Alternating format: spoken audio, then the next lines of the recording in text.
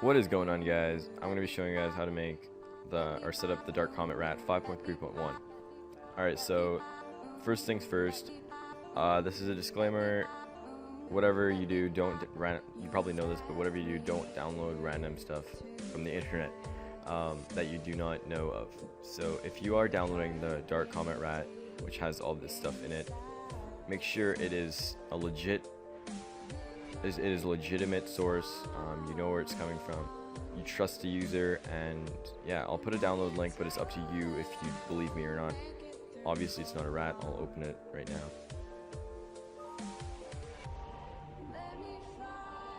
and it will open up like that.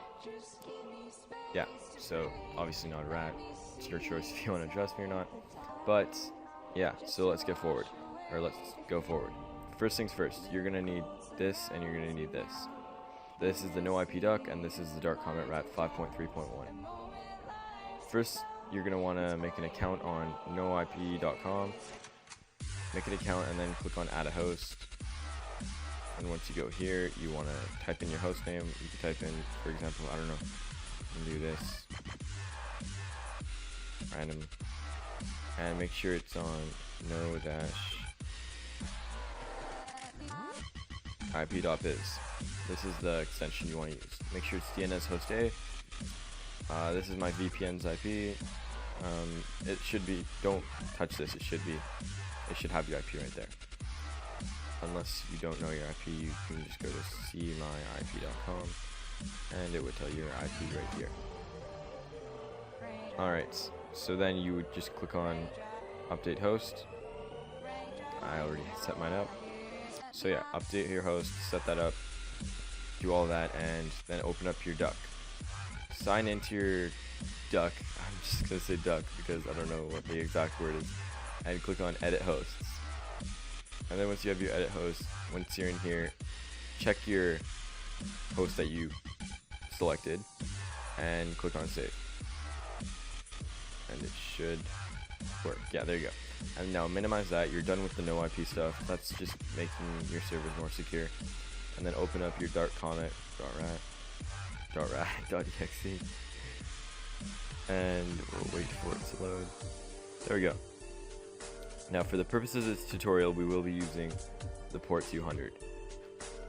You can use the default port, which is 1604, but you can use any port really. Just for this tutorial, I'm going to be using 200.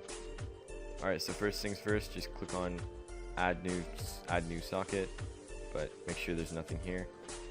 And I'm going to type in 200 and check this. It's basically trying to port forward it on your router if your router allows that option.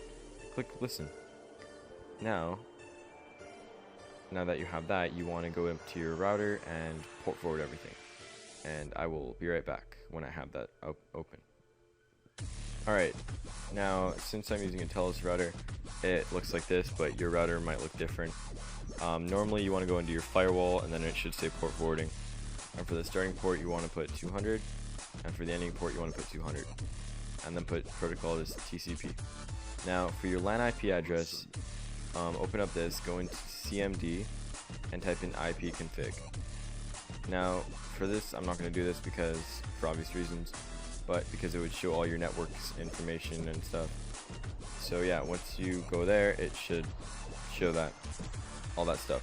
Scroll up to your IPv4 address, and it should say 192.168.something, and just type it in like this. .something. Usually it's 1.something. I'm gonna replace the zeros with whatever yours is. And yeah, no, and then click on apply, or whatever yours is, save, blah blah blah. And then do the same thing, except for the protocol, use UDP, and do the same LAN IP address you use. And once you set that up, you don't need that anymore. And then you want to go on canyousseeme.org. I'll put all these links in the description. Since I'm using a VPN for the purpose of this tutorial, it's not gonna work. Like this website's not gonna work because I'm using a VPN. But for yours, it will. Like, it should work, because unless you're using a VPN. Anyways, type in 200 right here, and click on check your port.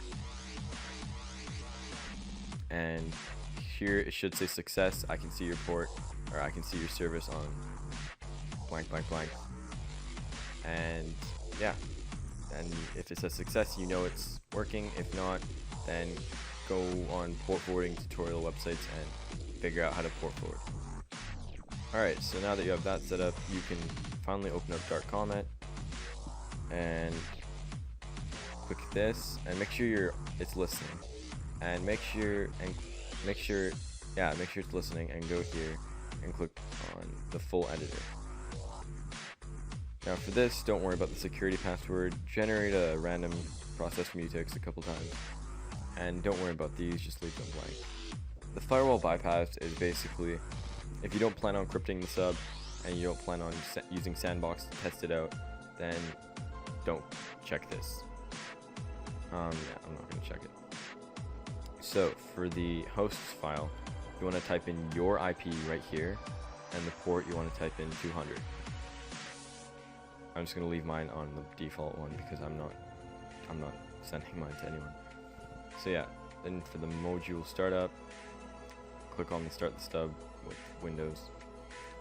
For the best way to keep it hidden, I would drop the file in their temp folder and save it as system32dll.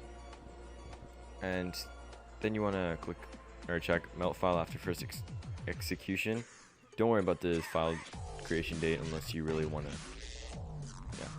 And for the persistence installation, it basically makes it so when they kill it, it comes back. And check all these.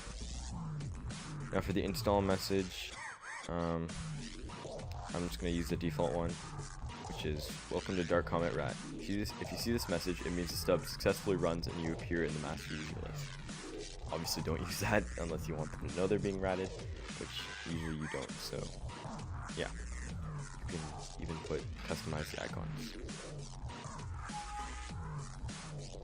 Yeah, so there you go. And for the module shield, check all of these because that's just gonna hide it. Don't check these because it will raise suspicion. Like, it'll obviously disabling their user account control, their firewall, their registry, and their task manager. They'll be like, why is this disabled? So yeah, obviously don't check these unless you really want to hit the person hard and you want them to know that they're obviously have a virus. But even if you disable all these, there's still a way for them to get into their firewall and all that. So it's not really recommended. And yeah, so don't worry about the keylogger, host file, plugins, and the file binder and the icon. These icons are all fake. They look different than the normal icons, so don't use them. After the stub finalization, don't do anything. Keep it as an exe file. And if you want to use this, if you want to make multiple rats, then save the profile. So yeah, build this up. I'm gonna call mine test, and it should say done here. Right, it is done right there. And you can close this up. And here's your rat. Make sure you don't open it by accident, or else it will cause damage to your computer. So yeah, basically you're done. If you do want to test it on yourself, right click it and run it with Sandbox. I will put a link to Sandbox. It's basically like a virtual server. It runs stuff outside your computer, so it won't infect your computer. So yeah, we can set an error message to that, and we'll click OK. And there. For some reason it's not appearing on the master user list. I'm pretty sure it's because I'm using a VPN. Oh, there we go. There we go. It showed on here. It says you have a new user, blah blah blah. So yeah, we infected ourselves, and now once you have that person infected, you can do stuff with their computer. For example, you can look at their system info. You can see where they are. You can find out their IP. You can go to piano, which I like. Beep, beep. Play music on the computer. Send a message box. Like, lol, you got ratted. And you would send it to their computer. And yep, there we go. Lol, you got ratted. And Microsoft Reader. I don't think this always works, but I'll try it. yeah, it doesn't work. But yeah, everything else works. You can do all these. Set up a remote chat. This would be your master control. This would be, they won't, like, obviously, like, they can't close this. Only you can close it from here. And you can nudge their screen, type in hello, and it would go to their screen. You'd be like, who is this? I don't know. And you can close it like that. There you go. There's system functions. There's all this. There's scripting. There's files manager. You can view their files. You can delete their files. You can look at their passwords. Just click refresh and it'll show you a list of their passwords. Spy. Look at their webcam. Hear what they're saying. Look at them through a remote desktop. Like, look at their desktop pretty much. There's all this stuff. You can turn off their computer. Do all sorts of stuff. It's up to you, really. And since we have it sandbox, we can terminate the program, and that's gone. That's only if you use it with sandbox, because we didn't infect our computer technically. So yeah, basically that's how you use it. That's when you rat someone, that's how you use it. I hope you enjoyed this tutorial.